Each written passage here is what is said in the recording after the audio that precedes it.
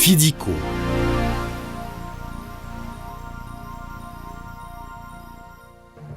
La compagnie financière, industrielle du développement et de l'investissement. Des nouvelles techniques financières et technologiques offrent la chance et la stratégie nécessaires au développement de votre pays. Le continent africain se trouve aujourd'hui au carrefour. D'une part, le scénario des pays du tiers-monde est la pauvreté et la dépendance. D'autre part, on a l'espoir d'adopter des nouvelles méthodes et ceci sera le chemin qui nous conduit vers l'indépendance et la prospérité. Mais ça dépend de notre capacité de résoudre les futurs problèmes et d'exprimer nos vrais potentiels. Il y a des problèmes principaux communs dont souffrent presque tous les pays africains, y compris les lacunes de l'infrastructure et du logement convenable. Nous avons dans nos pays un trop petit nombre de dirigeants dans les domaines administratifs et technologiques. Comme on souffre d'un manque d'expérience, et tout ceci sont des facteurs tellement importants pour activer nos entreprises et nos industries dans tous les domaines économiques, notamment dans l'agriculture. En outre, les pays africains souffrent aussi d'une grande pauvreté éducative et d'un manque de soins sanitaires et des loisirs. Enfin, il faut noter que les pays africains souffrent d'un manque de financement. Ceci empêche la jeunesse africaine de participer au développement national indépendant. Les pays africains ont rarement développé durant les colonisations. Les pays occidentaux ont exploité les matières premières et les ressources de nos pays pour leur croissance. Des batailles et des révolutions ont été soulevées dans nos pays afin d'obtenir notre indépendance et notre liberté. Durant cette période, tous ces événements ont durement touché l'économie nationale, l'infrastructure et l'industrie, et ils se sont totalement détruits. Et au milieu de cette tragédie et de ce malheur, nous offrons les solutions originales et pratiques pour avoir un meilleur avenir. Nous avons la chance aujourd'hui, car les pays africains sont dans une période de reconstruction et du développement. C'est pourquoi l'infrastructure et le développement et le logement doivent être renouvelés, développés et reconstruits en vue de réaliser le développement économique pendant les années à venir. Cette situation où nous sommes aujourd'hui représente une opportunité exceptionnelle pour développer des nouvelles stratégies originales. L'utilisation des nouvelles technologies sera nécessaire donc à la réduction des coûts et à nous mettre au niveau de concurrence et nous rendre capables de créer des projets commerciaux, industriels appartenant à la jeunesse africaine. Notre objectif, c'est de réaliser un développement national indépendant et une stratégie basée sur l'exploitation de cette période du développement. La jeunesse africaine est notre espoir pour réaliser cet objectif. Donc, nos ingénieurs, savants et inventeurs possèdent les nouvelles techniques nécessaires à créer des nouveaux projets et industries. De même, nous avons les techniques financières originales nécessaires à financer les entreprises locales actuelles et qui seront construites au prochain futur, afin d'accomplir cette phase très importante du développement national de votre pays. La capacité que nous offrons à votre pays, résultante de la réunion des pionniers du développement social, géométrique et scientifique et des talents africains prometteurs. Mohamed Hassan est le premier à travailler plus de 20 000 heures afin d'arriver à la seule solution visée à élever une révolution du développement en Afrique. We believe that Africa must be developed by Africans, and we saw a lot of potentials in Mozambique. It's a very rich country. It has a lot of resources, minerals, raw materials, manpower, access to the sea, very nice environment, very kind people. And now all the rules and regulations is open to help foreigners to join in the development of the country. PDCO's chairman, Mohamed Hassan, says the government has in principle awarded the free trade zone in Walfish Bay to his company. Hassan describes the project as the most attractive in Namibia's economy. The project will cost PDCO an estimated $200 million. Very important project for the economy It will bring a lot of investment to the country, a lot of jobs to the country. It will improve the economy. It will utilize. It's a very, very rich country. Namibia is a very rich country. The project will involve developing additional infrastructure such as housing, healthcare, educational and recreational facilities in the town. PIDICO has invested more than $280 million in the agricultural sector in Namibia. This, being the biggest investment project since Namibia's independence, could create more than 2,000 jobs when it gets into full swing. PIDICO project is one of the major investments in Namibia since independence. It is going to revolutionize agriculture in this country, particularly in the northeastern part of the country, in the Caprivi Strip, where the first two major projects are to be launched within next week. PIDICO is a very unusual company. Basically, we are a group of innovators who came together to create the opportunity to realize our innovative potential. It's very difficult for the innovator or the inventor to function in a developed environment where you have to fight the normal barriers to resistance, and we basically organized an environment for innovation where we were able to use our scientists, our engineers, our inventors to be able to utilize their talents. More than 2,500 unemployed Namibians will soon have work through an agricultural project to be launched by PIDICO's subsidiary in the country. The managing director of the Industrial, Agricultural Development and Investment Company, Dr. Mohamed Aziz, arrived in Namibia today to start recruiting workers in the Caprivi. PIDICO has invested more than $280 million in our agricultural sector. And we'll have the overall rights and the overall interest. Why PIDICO?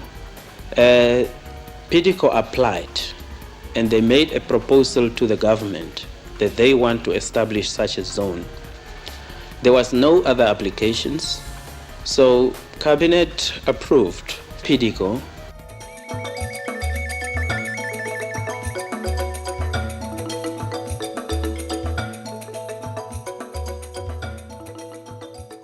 Le rêve africain.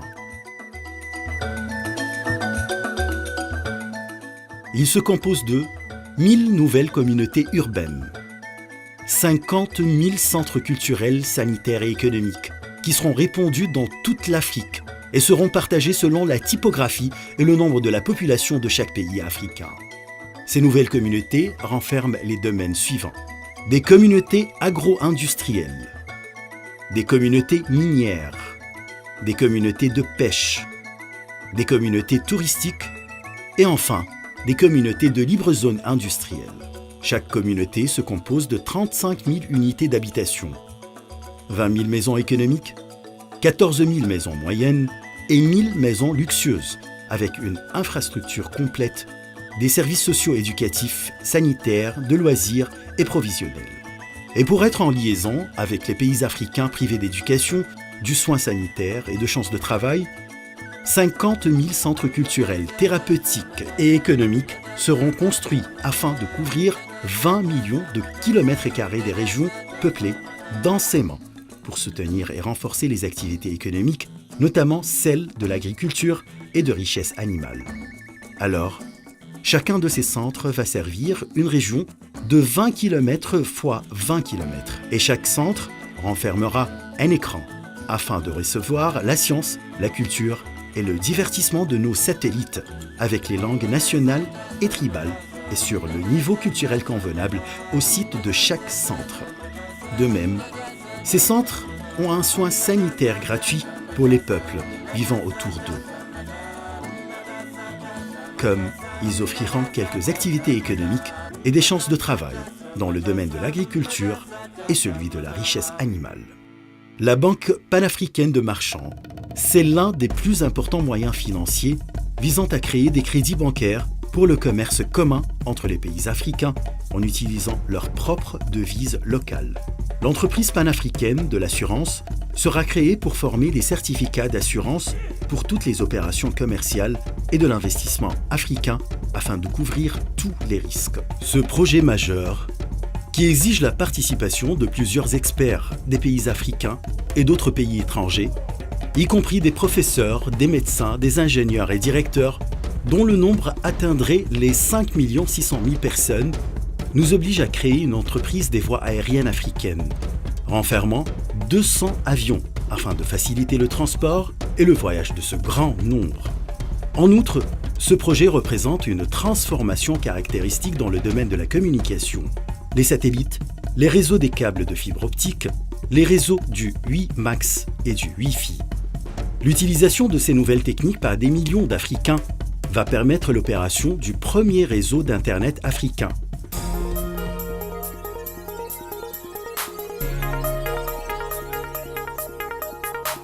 Ces nouvelles communautés seront connectées avec les anciennes villes à travers un réseau d'autoroutes composé de 8 voies, de longueur de 100 000 km, plus les rivières et les lacs naturels qui atteignent 70 000 km et de même 3 000 km des bords des mers et des océans.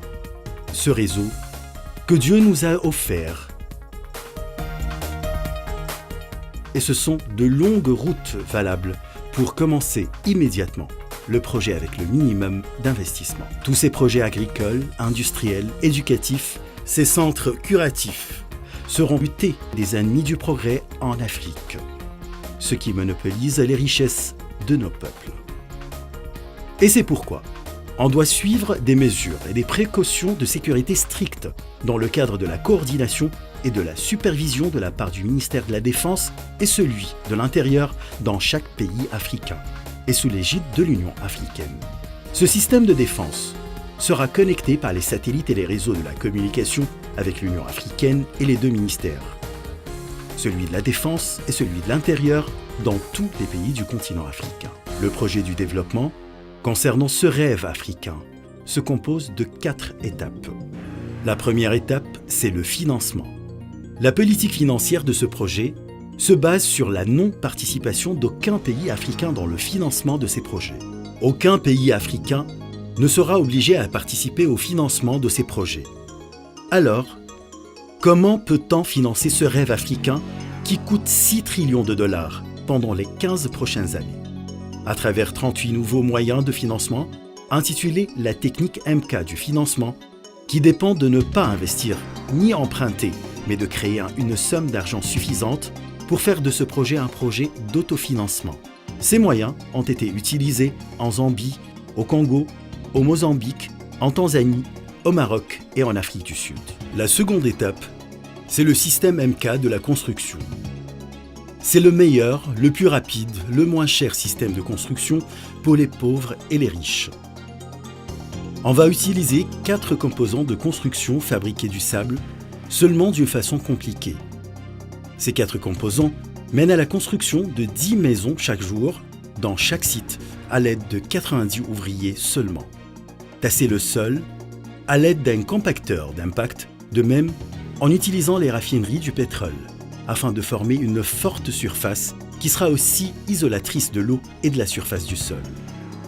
Construire les murs en utilisant les briques MK entrecroisées de tous les côtés sans utiliser le soudage. Les planches sont formées de MK aux couleurs changeantes et des images 3D. Couvrir les plafonds en utilisant des plaques entrecroisées de verre mousse. La troisième étape, c'est l'éducation. L'éducation est la seule solution afin d'arriver à la prospérité et l'espoir d'avoir un avenir radieux pour notre continent noir. Les pays africains n'étaient pas capables de financer et d'établir l'infrastructure de l'éducation principale à travers les écoles, les professeurs et les livres. Plus de 50% des enfants africains ne vont pas à l'école. C'est pourquoi on est arrivé à cette solution magique qui transforme le manuel scolaire en une tragédie et en suspense en utilisant les trucs visuels et cinématographiques et à travers les films académiques culturels en 3D et des films d'animation qui attire les jeunes comme les adultes à l'éducation.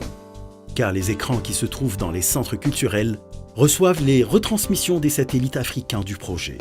Ce projet se compose aussi de 40 000 écoles, 40 écoles dans chaque ville et où travaillent 4 millions de professeurs et chaque élève aurait son propre ordinateur.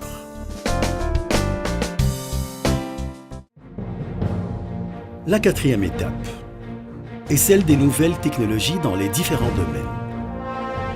La technologie MK du creusement et qui sera utilisée dans le creusement des canaux et des lacs afin de les utiliser à l'arrosage et dans les fermes. La réutilisation de l'eau 2 fois, c'est le moyen le plus efficace à travers l'utilisation de l'eau, une fois dans les fermes et une autre fois dans l'arrosage. La technologie du grand savant Foxcroft, où on utilise l'éclair artificiel pour enrichir l'eau de l'arrosage avec le nitrogène.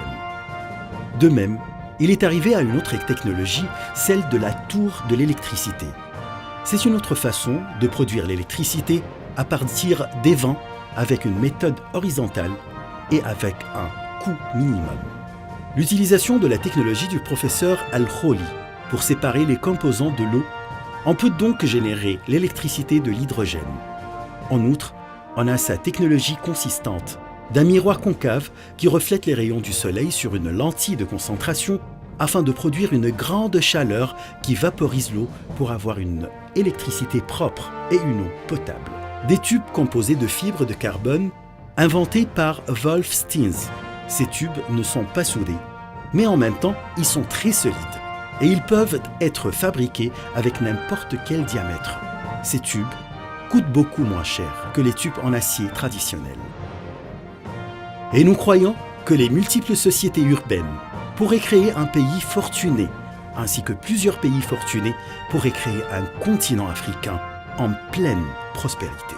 Le développement d'une société veut dire une infrastructure, un logement, des services sociaux et il veut dire aussi une création des activités économiques nécessaires à soutenir chaque société. Personne ne va développer l'Afrique que les Africains eux-mêmes. Telle est la philosophie de FIDICO et la stratégie que nous allons suivre dans votre pays.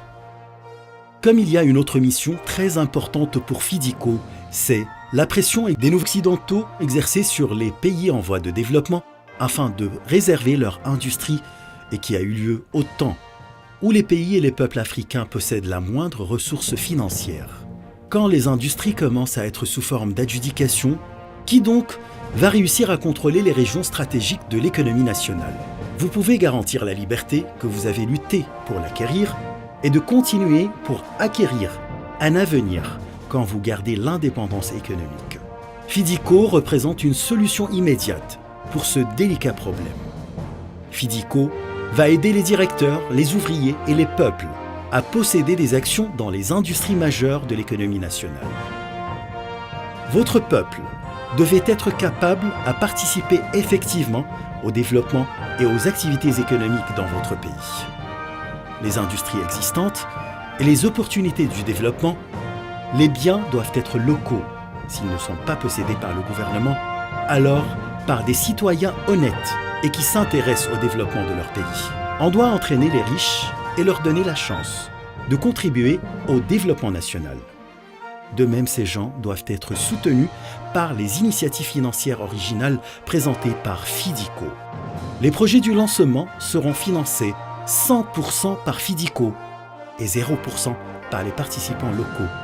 Ce financement est un grand risque et qui ne supporte pas aucune garantie ou intérêt bancaire, mais des conditions de long terme de paiement, plus de 10 à 20% des profits jusqu'à la fin de paiement.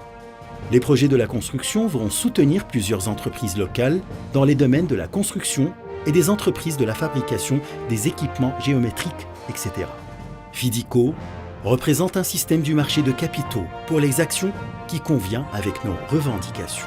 À la fin, aujourd'hui, en Afrique, c'est le temps des stratégies originales et d'unifier les efforts pour résoudre les problèmes de nos pays en voie de développement.